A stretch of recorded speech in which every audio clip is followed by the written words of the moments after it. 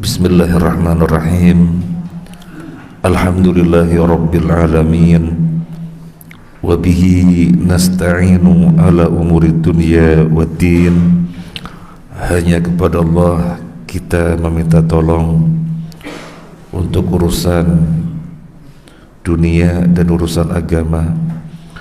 Wassalatu wassalamu ala asyrafil anbiya'i wal mursalin wa ala alihi wa ashabihi ajma'in. Wala hawla wala quwwata illa billahil aliyyil azim. Tidak ada daya dan kekuatan kecuali dari Allah Al-Ali, zat yang maha tinggi, Al-Azim, zat yang maha agung. Asbahna ala fitratil Islam wa ala kalimatil ikhlas wa ala dini nabiyina Muhammadin sallallahu alaihi wasallam wa ala millati abina Ibrahim hanifan musliman wa ma kana minal musyrikin. Allahumma inna nas'aluka ilman nafi'a wa rizqan thayyiban wasi'a wa amalan mutaqabbala, amin ya rabbal alamin. Ma'asyiral muslimin rahiman wa rahimakumullah, kita melanjutkan kajian akidah Imam Asy-Syafi'i rahimahullahu ta'ala yang ditulis oleh Profesor Dr. Abdullah bin Abdul Aziz Al-Anqari hafizahullah wa ghafara lahu wa lana wa liwalidina wa li asatidina wa li masyayikhina wa li jamil muslimin wal muslimat, amin ya rabbal alamin.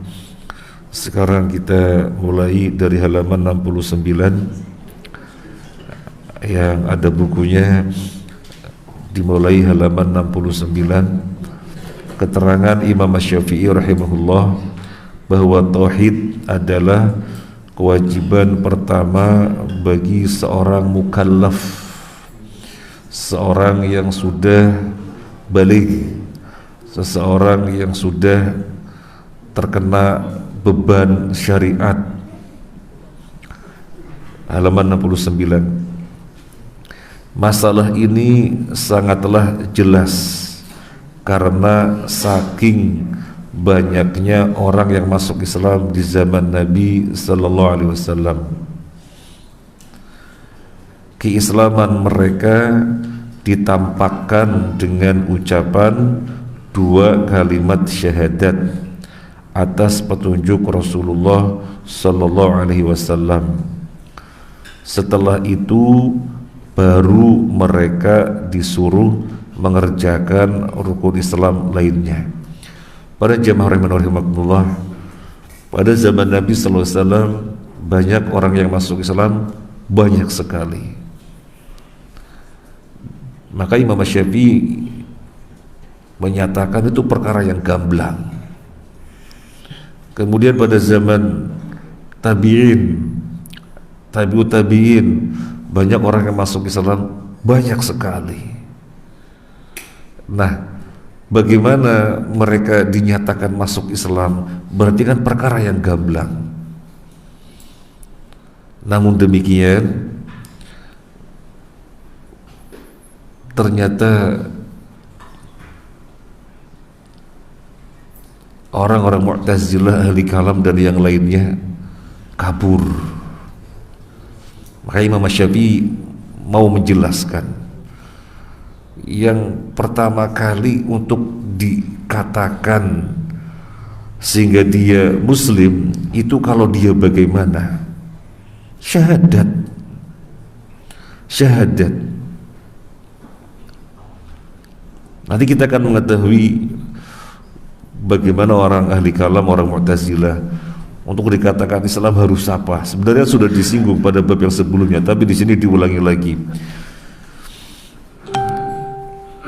Paragraf yang berikutnya, ini juga diikuti oleh para sahabat dan tabi'in dalam berbagai penaklukan yang mereka lakukan, di mana ribuan orang masuk Islam di tangan mereka. Pada saat masuk Islam, orang-orang itu hanya disuruh mengucapkan kalimat tauhid terlebih dahulu sebelum segala sesuatunya. Ucapan kalimat tauhid. Sebelum yang lain-lain, ucapan kalimat tauhid. Inilah kewajiban yang pertama bagi setiap mukallaf. Perkaranya gamblang. Ya bagaimana tidak gamblang, ribuan manusia masuk Islam, dari nabi ke sahabat ke tabi'in, tabi'ut tabi'in dan seterusnya. Caranya begitu untuk masuk Islam, bersyahadat, menyatakan tauhid. Maka ya itu yang semestinya. Lihat hadis Mu'adz radhiyallahu an, halaman 70. Di dalam As-Sahihain, di dalam hadis Bukhari Muslim, menjadi dalil yang kuat atas hal itu. Rasulullah SAW bersabda, "Faliyakun awwala ma tad'uhum ilaihi syahadatu an la ilaha illallah wa anni Rasulullah." Ini Mu'adz bin Jabal kan diutus oleh Nabi untuk dakwah ke Yaman. Bersama siapa? Bersama Abu Musa al-Asy'ari. Disuruh berangkat ke Yaman untuk berdakwah, mendakwai manusia. Apa yang Nabi pesankan? Ajak mereka untuk bersyahadat la ilaha illallah Muhammadur Rasulullah.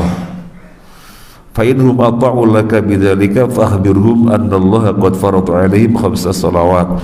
Kalau mereka mentaati kalian yang demikian, yaitu mau bersyahadat, lalu yang berikutnya beritahukanlah kepada mereka bahwasanya Allah mewajibkan salat 5 waktu.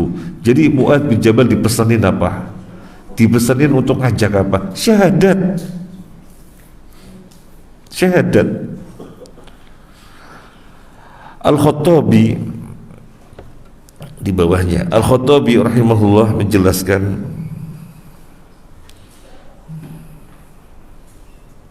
Al-Khattabi itu ulama yang hidup tahun 300-an. Kalau Imam Syafi'i 150-an. Al-Khattabi rahimahullah menjelaskan, dalam hadis ini Nabi SAW mengurutkan kewajiban. Yang pertama adalah tauhid, kemudian sholat fardu pada waktunya, yang terakhir adalah sedekah. Sebab sedekah diwajibkan kepada sebagian kalangan saja. Jadi ini Al-Khattabi menggarisbawahi hadis Mu'adz. Yang Nabi perintahkan pertama apa? Syahadat. Setelah itu sholat, setelah itu zakat. Kenapa sholat dulu disebutkan baru zakat? Karena sholat setiap orang. Kalau zakat kan untuk kewajiban sebagian orang saja yang mampu. Dari hadis ini Al-Khattabi juga menyimpulkan bahwa orang-orang kafir hanya disuruh bersyahadat. Setelah itu baru mereka disuruh untuk menunaikan syariat dan ibadah lainnya. Sebab Nabi SAW mewajibkan hal-hal tersebut secara berurutan, dimulai dengan syahadat, kemudian setelah itu sholat, zakat. Intinya syahadat dulu. Kewajiban yang pertama adalah syahadat dulu. Meskipun perkara ini sangat jelas pada yang paling terakhir, meskipun perkara ini sangat jelas, tapi para penganut ilmu kalam dari sekte Al-Mu'tazilah dan yang sejalan dengan mereka berpendapat bahwa kewajiban pertama itu bukanlah 2 kalimat syahadat, akan tetapi an-nadhar, berpikir atau mengkaji. Maka kita katakan aneh tapi nyata. Kenapa aneh tapi nyata? Urusannya sangat gamblang, seperti matahari yang tidak ada awan di siang bolong, seperti bulan purnama yang sangat terang benderang. Perkaranya sangat gamblang sekali dari zaman Nabi, sahabat, tabi'in, tabi'ut tabi'in dan seterusnya. Kalau orang kafir agar masuk Islam yang pertama kali harus apa? Syahadat.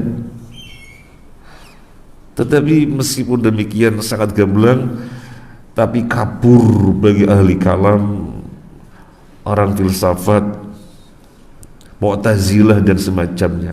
Bagi mereka yang pertama kali adalah harus an-nadhar, An-nadhar itu apa? Kita bacakan dari orang ahli kalam, yaitu Abu Hashim. Dia dari kalangan Mu'tazilah. Yang pertama kali wajib adalah sikap ragu-ragu terhadap eksistensi Tuhan. Enggak ada di buku, saya nukil dari sumber yang lain. Yang pertama kali wajib bagi setiap orang yang baligh adalah meragukan eksistensi Tuhan, meragukan keberadaan Tuhan. Karena dengan keraguan terlebih dahulu yang dimunculkan, nantinya orang tersebut memiliki niat untuk nadhar, untuk melakukan kajian terhadap alam semesta. Alam semesta ini bagaimana kok ada matahari, bulan, kemudian tumbuh-tumbuhan, pegunungan, dikaji sampai harus bisa kepada titik kesimpulan berarti ada yang menciptakan, yaitu Allah. Itu yang dimaksud dengan an-nadhar. Jadi harus ragu-ragu dulu, tentang keberadaan Allah. Karena dengan meragukan terlebih dahulu, maka dia punya niatan untuk nadhar. Kalau keraguan tidak dimunculkan, nanti niatan gak ada, akhirnya gak pernah nadhar. Kalau gak pernah nadhar, berarti gak pernah melakukan kewajiban yang pertama kali, maka selama-lamanya kafir. Itu Mu'tazilah. Makanya nanti kita akan kita lihat betapa orang Mu'tazilah terlalu banyak mengkafirkan manusia, sampai ketika mereka ditanya oleh orang Ahlus Sunnah wal Jamaah, nanti kita baca, tapi kita sampaikan dulu, surga yang sangat luas, kok bisa kalian mengatakan semuanya kafir sehingga semuanya atau sebagian besar di neraka? Jangan salahkan saya dengan banyaknya manusia di neraka. Jawabannya enteng sekali.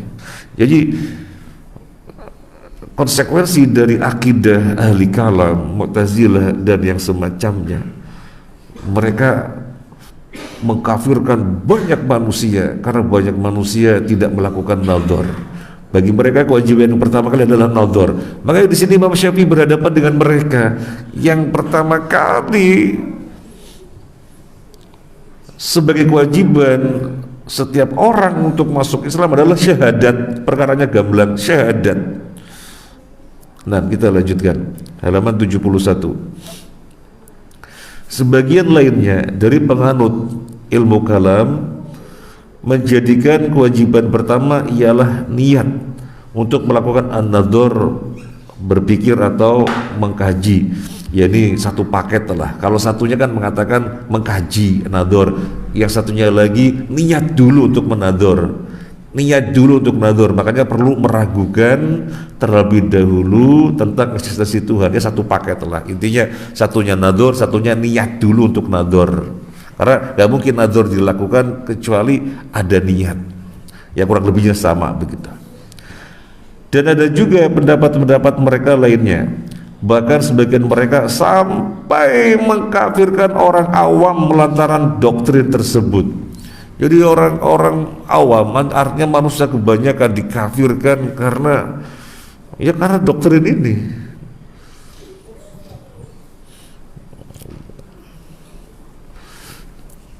Karena ideologi mereka yang seperti ini, harus nadhar dulu. Sebenarnya terlalu banyak orang tidak melakukan nadhar.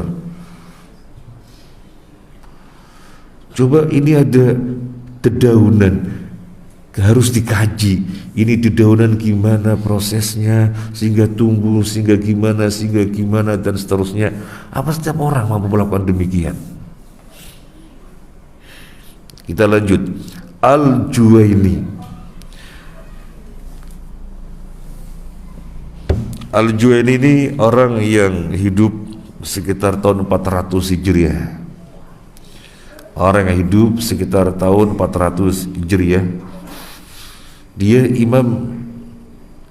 Imamul Haramain, Makkah dan Madinah, yang sebelum Ahlus Sunnah wal Jamaah memiliki akidah Mu'tazilah. Imam Al-Juwaini dengan jelas menerangkan dalam kitab Asy-Syamil Jika manusia dari awal usia mukallaf melewati waktu yang cukup untuk melakukan nadhar, berpikir atau mengkaji, namun dia tidak melakukannya dan tidak ada penghalang baginya untuk itu, maka dia termasuk kafir. Ini ketika belum Ahlussunnah wal Jamaah, ketika belum hijrah, masih Mu'tazilah, Imam Al-Juwaini.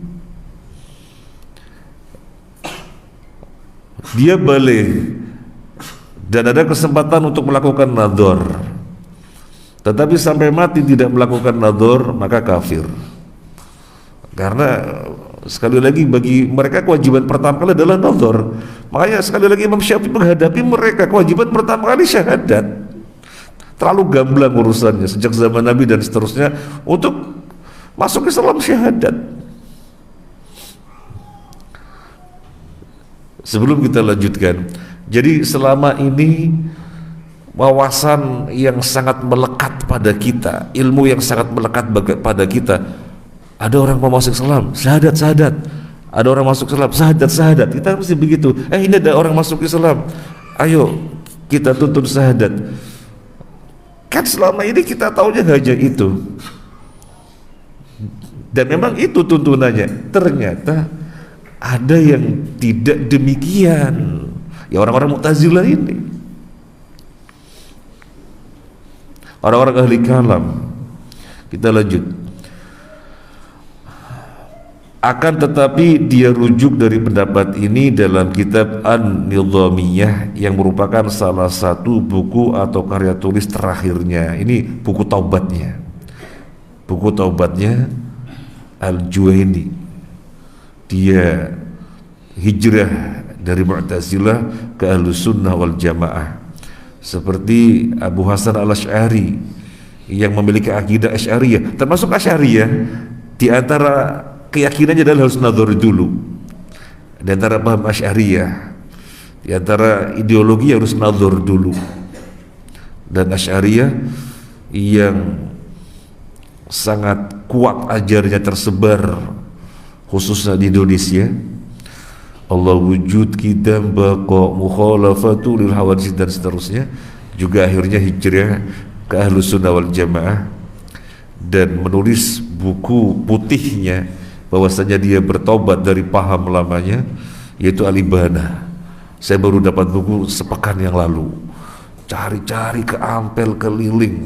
Yang lalu sudah pernah punya Al-Ibanah yang ditulis oleh Abu Hasan Al-Asy'ari, tapi saya hadiahkan ke siapa, kemudian perlu lagi itu buku, cari-cari nggak ada, akhirnya dapat melalui Ustaz Ali Bazir, alhamdulillah.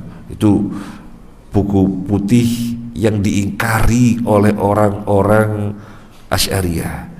Jadi dai-dai, kiai-kiai mereka mengatakan itu dipalsukan, itu dusta, ditulis oleh Abu Hasan Al-Asy'ari, padahal terlalu banyak saksi yang menyatakan itu buku putihnya Abu Hasan Al-Asy'ari, termasuk Ibnu Katsir yang menyampaikan ini buku putihnya Abu Hasan Al-Asy'ari.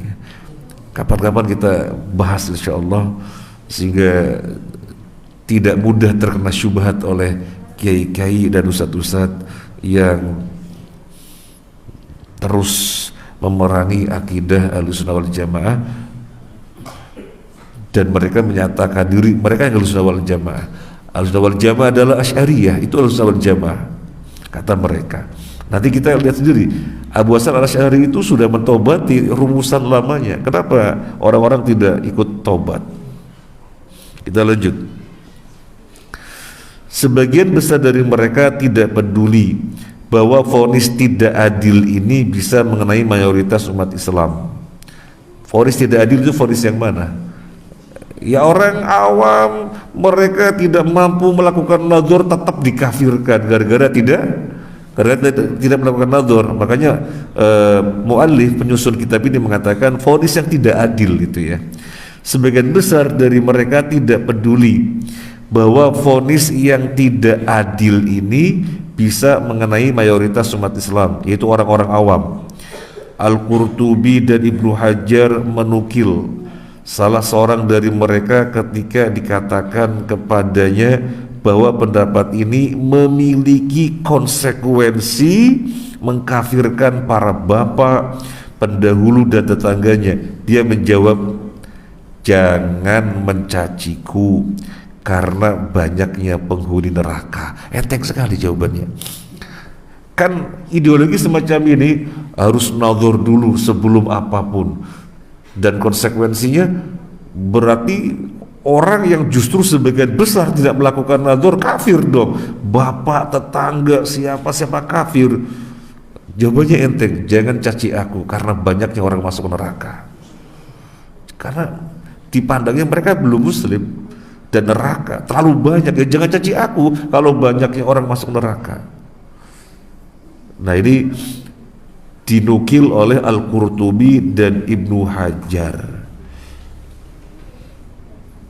Al-Qurtubi yang menulis tafsir Al-Qurtubi, Ibnu Hajar yang menulis kitab apa? Ibnu Hajar yang populer di tengah kita menulis kitab apa? Ibnu Hajar dikaji di sini kitabnya Bulughul Maram. Nah, jadi Al-Qurtubi dan Ibnu Hajar menukil demikian. Konsekuensinya dengan akidah nazar ini maka akan terlalu banyak orang dikafirkan. Inilah yang menyebabkan salah seorang lawan debat Mu'tazilah berkata kepada Al-Murdar Al-Mu'tazili. Jadi ada orang Mu'tazilah namanya Al-Murdar Al-Mu'tazili. Surga seluas langit dan bumi itu hanya dimasuki olehmu dan 3 orang lainnya. Dia terdiam ya, karena semuanya kafir, gak bisa masuk Islam. Semuanya harus, karena untuk masuk Islam harus nazar dulu. Maka seorang ahli sunnah wal jamaah ketika berdebat dengan Murdar yang Mu'tazilah ini, yang masuk surga cuma kamu dan 3 orang saja, karena semua orang belum Islam. Semua orang belum Islam. Karena siapa yang melakukan nazar? Klaim para penganut ilmu kalam di atas menyelisih nas dan ketetapan generasi para salaf sebelumnya. Ibnu Jarir, siapa Ibnu Jarir? Yang menulis tafsir apa Ibnu Jarir? Ibnu Jarir At-Tabari yang menulis tafsir At-Tabari, hidup sekitar tahun 200-an. Kalau Imam Syafi'i 150-an, Ibnu Jarir tahun 200-an. Makanya kan dikatakan induk tafsir adalah At-Tabari. Memang kalau kita lihat Ibnu Katsir banyak sekali kesamaannya dengan tafsir At-Tabari. Banyak kesamaannya. Nah, kemudian Ibnu Nasr, dia orang yang sezaman dengan Imam Ahmad. Ibnu Nasr orang sezaman dengan Imam Ahmad. Berarti periode setelah Imam Syafi'i, karena Imam Ahmad muridnya Imam Syafi'i. Kemudian Ibnu Mardaweh hidup tahun 300-an. Kemudian Imam Al-Baihaqi hidup tahun 300-an. Jadi zaman-zaman yang belum jauh dari Imam Syafi'i. Mereka membawakan hadis Ibnu Abbas, Innallaha jalla tada'uhu. Mereka bahkan riwayat dari Ibnu Abbas, Innallaha jalla tada'uhu ba'atha nabiyahu Muhammadan sallallahu alaihi wasallam alla ilaha illallah falamma saddaqu biha zadahum as-salah falamma saddaqu biha zadahum as-siyam falamma saddaqu bihi zadahum az-zakah falamma saddaqu biha zadahum al-hajj thumma akmala lahum dinahum faqala al-yawma akmaltu lakum dinakum. Ini pemahamannya siapa? Ibnu Abbas.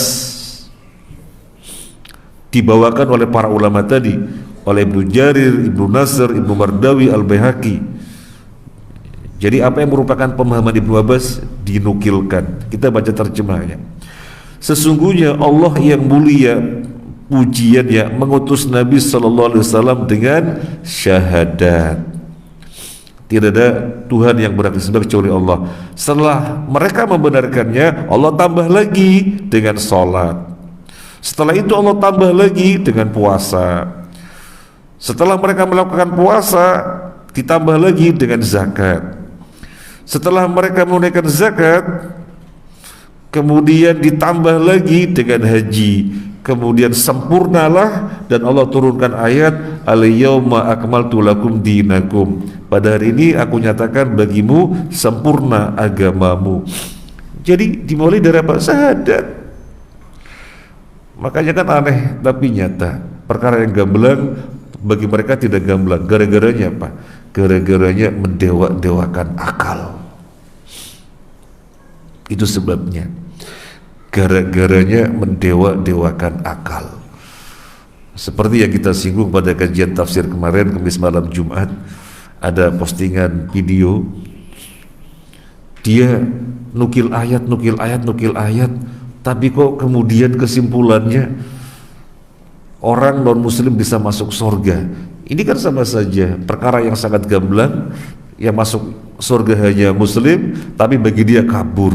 Ya gara-gara dengan akal, otak-atik dengan akal. Itu gara-garanya. Kita lanjut di bawahnya. Perhatikanlah bagaimana Rasulullah SAW mengurutkan kewajiban-kewajiban tersebut.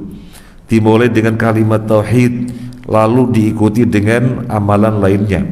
Ibnu Jarir meriwayatkan dari Abdullah bin Amr radhiyallahu an, annar rajul idza qala la ilaha illallah fahiya kalimatul ikhlas allati la yaqbalullahu min ahadin amalan hatta yaqulaha.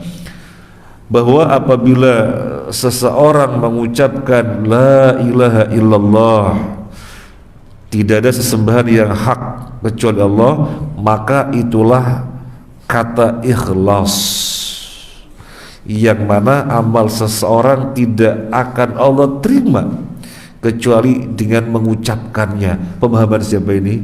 Pemahaman sahabat. Makanya dikatakan orang ahli kalam ini banyak menyelisihi pemahaman as-salafus soleh, para sahabat dan seterusnya. Masih ingat ucapannya statement Imam Syafi'i, hukuman untuk orang ahli kalam? Keputusanku untuk orang ahli kalam adalah diarak keliling kampung, dilempari dengan sandal, dipukuli dengan pelepah korma.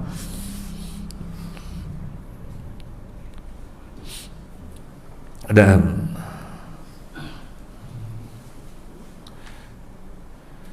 pada zaman Umar radhiyallahu anhu terjadi apa tidak? Pada zaman Umar radhiyallahu anhu terjadi apa tidak?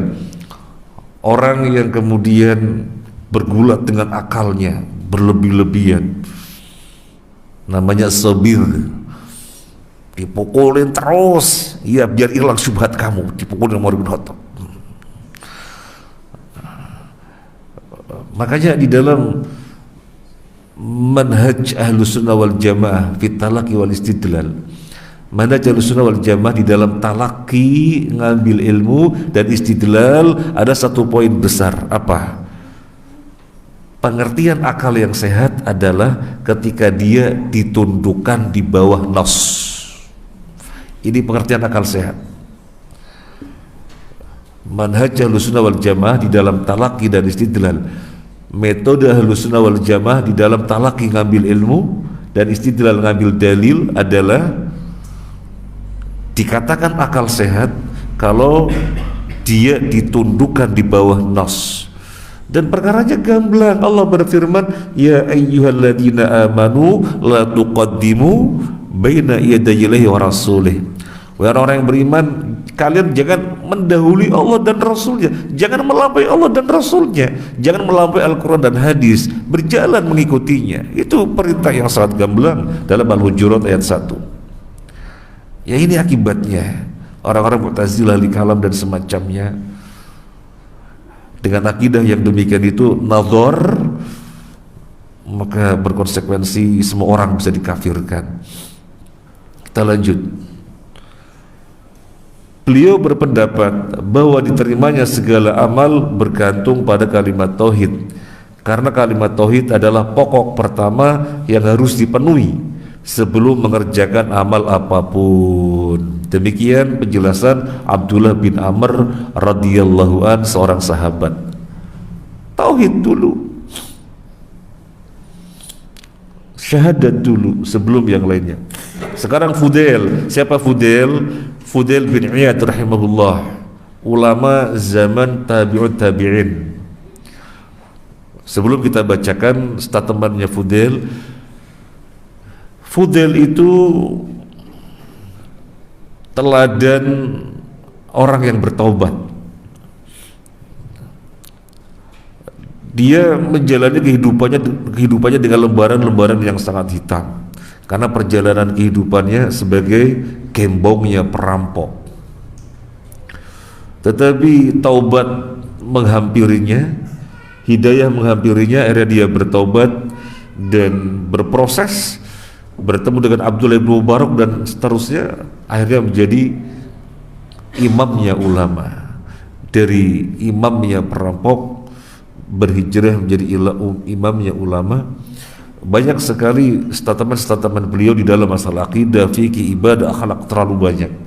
Nah sekarang Fudail ini di dalam masalah akidah, kita bacakan. Aslul iman indana wa far'uhu ba'da syahadah wa tauhid wa ba'da syahadah lin Nabi sallallahu alaihi wasallam bil balah wa ba'da adail faraid sidqul hadith wa hifdzul amanah. Pokok dan cabang keimanan menurut kami setelah syahadat dan tauhid. Ini yang digarisbawahi. Ini yang digarisbawahi. Pokok dan cabang keimanan menurut kami setelah syahadat dan tauhid, setelah bersaksi bahwa Nabi SAW telah menyampaikan amanat, setelah menunaikan berbagai kewajiban adalah berkata jujur dan menjaga amanah. Jadi di sini Fudail bin Iyad rahimahullah mau menegaskan tentang pentingnya jujur dan amanah. Dengan statementnya dimulai, pokok dan cabang keimanan menurut kami setelah syahadat dan tauhid. Jadi syahadat itu pertama kali. Setelah syahadat dan tauhid dan setelah kesaksian bahwasanya Nabi telah menyampaikan amanah dan setelah menunaikan kewajiban-kewajiban yang lainnya adalah jujur dan amanah. Sekali lagi yang disebutkan pertama kali urutannya adalah syahadat dan tauhid, menunjukkan itulah kewajiban yang pertama bagi setiap mukallaf. Kita baca di bawahnya, beliau yang dimaksud Fudail menjadikan amalan tersebut setelah 2 kalimat syahadat. Sekarang halaman 74.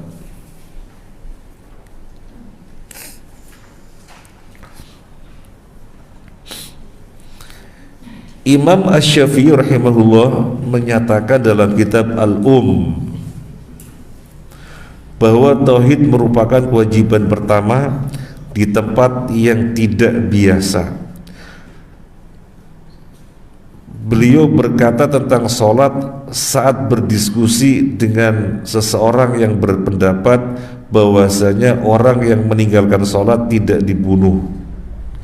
Kita lihat ucapan Imam Syafi'i, hiya abyanu ma iftaradallahu subhanahu wa ta'ala alaih ba'da tauhidillah wa syahadati anna Muhammadar Rasulullah wa liman bima jabi min Allah tabaraka wa ta'ala. Imam Syafi'i mengatakan salat adalah perkara paling jelas yang Allah wajibkan kepada hambanya setelah tauhid dan bersaksi Muhammad utusan Allah. Maka menunjukkan inilah akidah Imam Syafi'i. Kewajiban yang pertama kali bagi setiap mukallaf adalah tauhid, bersyahadat. Di bawahnya, Inilah pernyataan yang menunjukkan bahwa kewajiban pertama adalah tauhid dan bersaksi dengan risalah Nabi sallallahu alaihi wasallam, sedangkan salat adalah kewajiban kedua setelah dua kalimat syahadat sebagaimana tercantum dalam hadis Mu'adz tadi.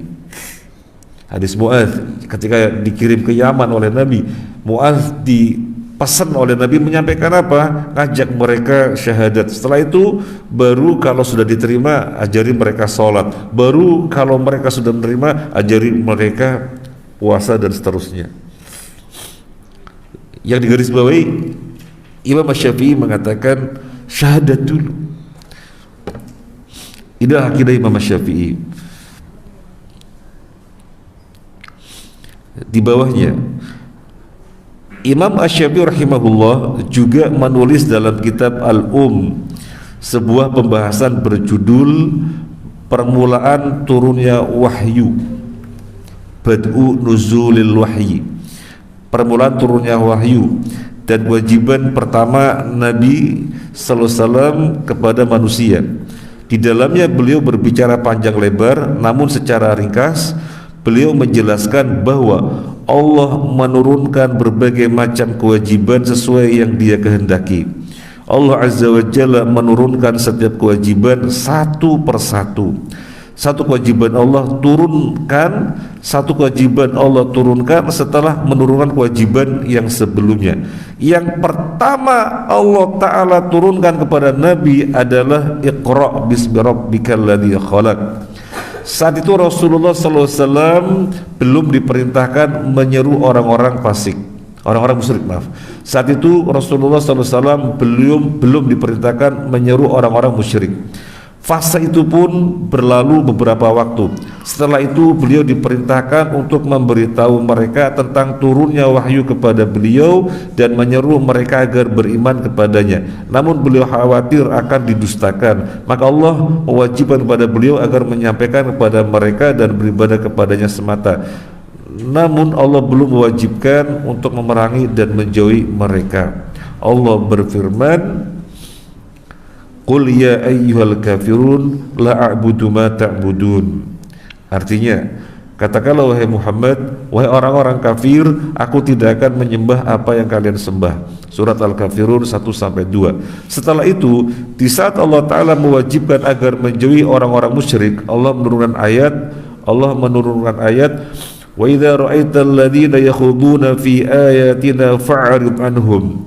Jika engkau, yang dimaksud Nabi Muhammad SAW, melihat orang-orang mengolok-olok ayat-ayat kami, maka tinggalkanlah mereka.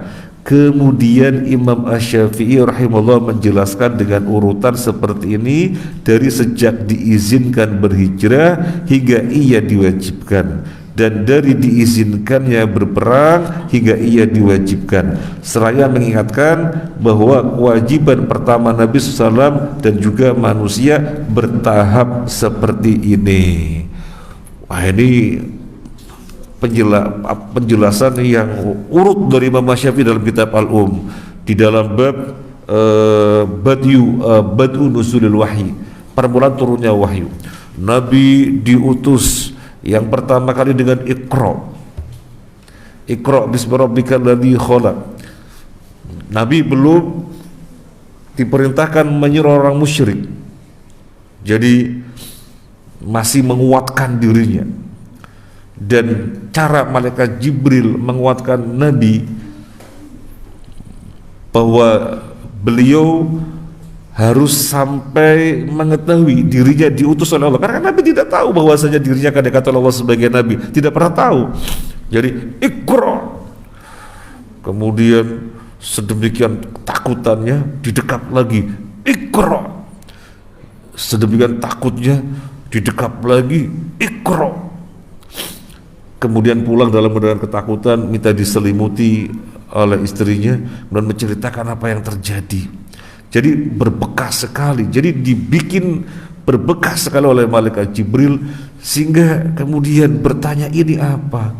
Kemudian bertanya kepada seorang pendeta yang masih memegang Injil, itu adalah namus yang turun kepada Nabi Musa. Kalau aku masih hidup di saat kaummu mengusirmu, tentunya aku akan bela-belain kamu. Apakah aku akan diusir? Tidaklah orang yang ditemui namus kecuali pasti akan dimusuhi oleh kaumnya. Jadi Nabi mengetahui bahwa dirinya adalah Nabi. Tetapi kemudian berikutnya belum disuruh, belum diajari ibadah-ibadah, belum, hanya diajari apa? Nyampaikan syahadat la ilaha illallah, la ilaha illallah. Nyampaikan itu saja, belum yang lain aja. Baru setelah hijrah disuruh untuk melakukan kewajiban ini. Yang digaris bawahi di sini apa? Penjelasan Imam Syafi'i tentang bad'u nuzulil wahyi. Yang digaris bawahi apa? Yang digaris bawahi, Nabi diperintahkan pertama kali agar manusia bagi mereka yang mengatakan Imam Syafi'i tidak berbicara masalah akidah. Imam Syafi'i itu berbicara masalah fikih saja. Keliru. Ya sekarang begini, kitab yang paling populer apa di tengah-tengah kita? Kitab Imam Syafi'i, Ya ambil kitab Al-Um. Ini ada dalam kitab Al-Um dari Asy-Syafi'i. Apa Asy-Syafi'i tidak tahu akidah? Apa jawabannya? Kalian berakidah, kalian bermadhab Asy-Syafi'i. Fikih kalian merasa kalian bermadhab Syafi'i. Kenapa tidak ngambil akidah dari beliau? Apakah beliau itu nggak paham akidah? Oh, beliau hanya berbicara masalah fikih. Keliru. Makanya kan di awal juga sudah dibahas, bagaimana mungkin fikih diperhatikan sedemikian rupa sementara akidahnya tidak? Nggak mungkin. Nah, ini contoh yang kita barusan bacakan ini di dalam kitab Al-Um. Kita lanjutkan halaman 76. Dari penjelasan Imam Asy-Syafi'i rahimahullah di atas dapat dipahami bahwa kewajiban pertama Nabi Muhammad SAW setelah diangkat menjadi Nabi, yang di saat itu belum disuruh untuk berdakwah, adalah kewajiban menyampaikan dan beribadah kepada Allah. Jadi kita hanya menghambakan diri kepada Allah. Itu yang disampaikan oleh Nabi SAW. Beliau juga menjelaskan bahwa surat Al-Kafirun turun untuk menjelaskan perkara ini. Jadi Nabi menyampaikan tentang Tuhan Allah. Qul ya ayyuhal kafirun la a'budu ma ta'budun. Aku tidak menyembah apa yang kalian sembah. Itu yang disampaikan Nabi pertama kali, menyatakan Tuhan adalah Allah. Ini makna syahadat. Jadi kewajiban setiap mukallaf adalah syahadat, tauhid. Kita baca yang di bawahnya.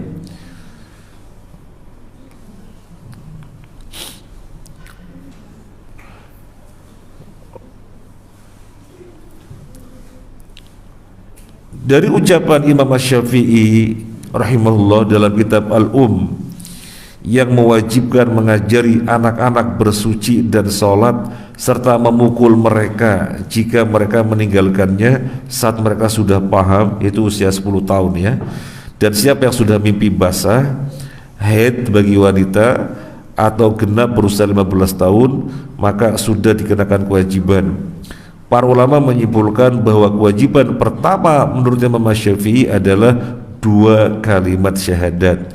Sebab beliau tidak mewajibkan memperlakukan anak yang sudah paham agar berpikir dengan cara penganut ilmu kalam. Tidak juga mewajibkan kepada mereka agar memperbarui 2 kalimat syahadat, karena pelaksanaan 2 kalimat syahadat telah dilakukan sebelumnya, baik dengan dilafalkan maupun secara makna.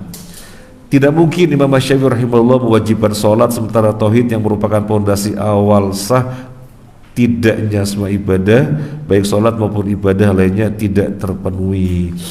Jadi di dalam kitab Al-Um, Imam Syafi'i membahas tentang anak-anak yang sudah baligh, yang laki-laki 15 tahun, yang wanita ditandai sudah haid, agar belajar, agar bersuci, sholat dan seterusnya. Imam Syafi'i tidak memerintahkan ayo nador, ayo melakukan kajian tentang alam semesta. Tidak. Ketika anak-anak sudah baligh mukallaf, Imam Syafi'i tidak mengajari mereka untuk nador. Berarti yang diajari Imam Syafi'i apa? Tauhid. Karena tidak mungkin Imam Syafi'i ngajari bersuci, wudu, kemudian sholat, sementara pondasinya yang berupa tauhid tidak diajarkan. Maka di sini menunjukkan yang merupakan akidah Imam Syafi'i bahwa kewajiban setiap mukallaf yang pertama kali adalah tauhid atau syahadat. Sebagaimana yang dikatakan oleh murid dari para murid Imam Syafi'i yang bernama Muhammad bin Nasr. Muhammad bin Nasr tadi kita sampaikan hidupnya sezaman dengan Imam Ahmad, dan Ibnu Nasr menemani Imam Ahmad. Bahkan Ibnu Nasr ini dibunuh di zaman Khalifah Al-Wathiq. Kan Khalifah Al-Wathiq termasuk yang mendukung madhab, yang mendukung akidah Mu'tazilah. Al-Wathiq. Ibnu Nasr bersama Imam Ahmad, muridnya Imam Syafi'i. Nah, jadi sekarang coba kita bacakan Ibnu Nasr, muridnya Imam Syafi'i, yang bareng dengan Imam Ahmad. Walam yaftarid alaihim ba'da tauhidihi wa tasdiq bi rusulihi wa ma jaa min indihi faridatun awwalan dan Islam. Allah Ta'ala tidak mewajibkan satu kewajiban pun setelah tauhid dan membenarkan para rasulnya setelah risalah yang dibawa oleh mereka yang lebih prioritas dari sholat. Jadi Allah tidak mewajibkan satu kewajiban pun setelah tauhid. Ini yang digarisbawahi. Allah tidak mewajibkan satu kewajiban pun setelah tauhid, persaksian Nabi Muhammad adalah seorang rasul, kemudian sholat. Jadi urut, sebelum sholat tauhid dulu. Jadi tauhid itu yang pertama kali.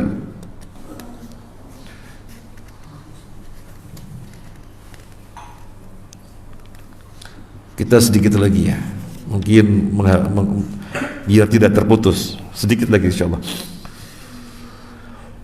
Kemudian beliau berkata, jadi Ibnu Nasr muridnya Imam Syafi'i lebih lanjut berkata, faja'ala awwala faridatin nassaha bitasmiyah ba'da ikhlas fil ibadah lillahi as-shalah.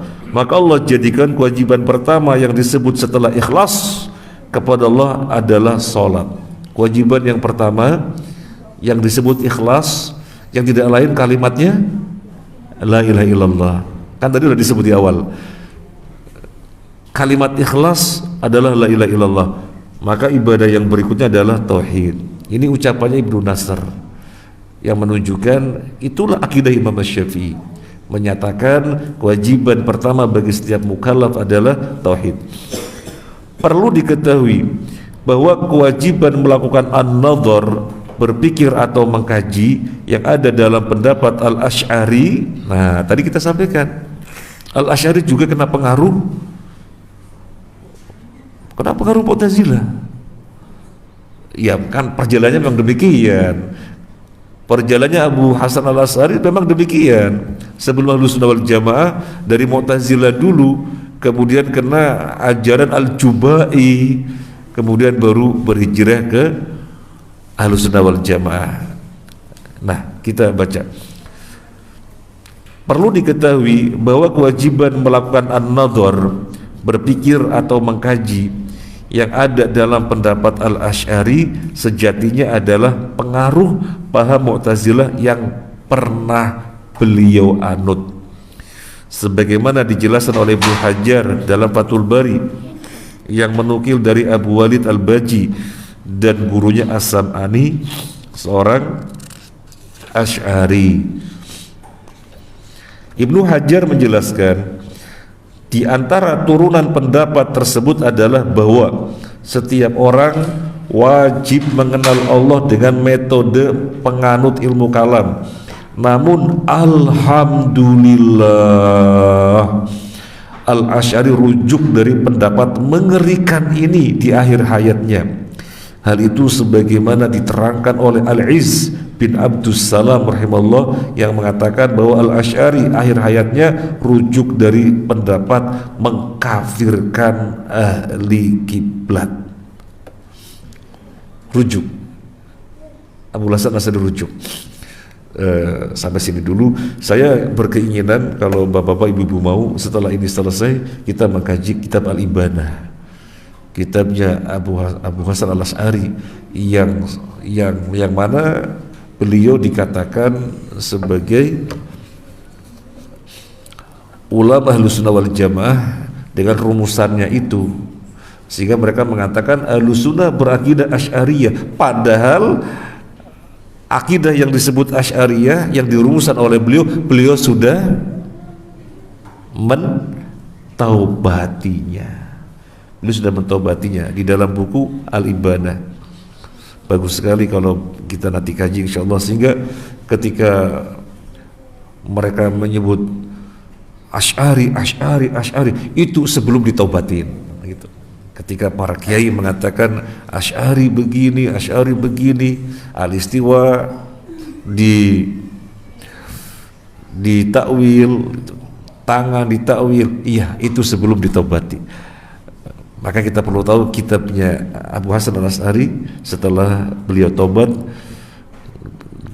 termasuk beliau sudah tobat dari Mu'tazilah yang mengatakan kewajiban pertama kali adalah nadhar, sudah tobat. Itu malah sejak awal ya, karena memang kan Mu'tazilah dulu, kemudian paham Jubai, kemudian baru hijrah ke Ahlussunnah wal Jamaah.